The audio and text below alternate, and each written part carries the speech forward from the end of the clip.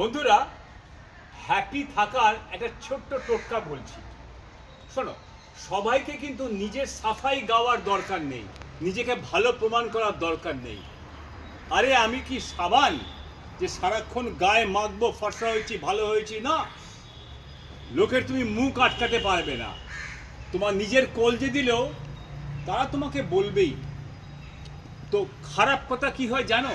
খারাপ ভালো দুটো কথাই। প্রথমে শোনার পর ব্রেনে যায়, ব্রেন কম্পিউটারে স্টোর হয়, তারপর সারা শরীরে ছড়িয়ে পড়ে, বুকেও ছড়ায়। তো খারাপ কথা বুকে ছড়ালে চিন্তা ভাবনা, শুয়ে থাকা, ডিপ্রেশন, কি দরকার?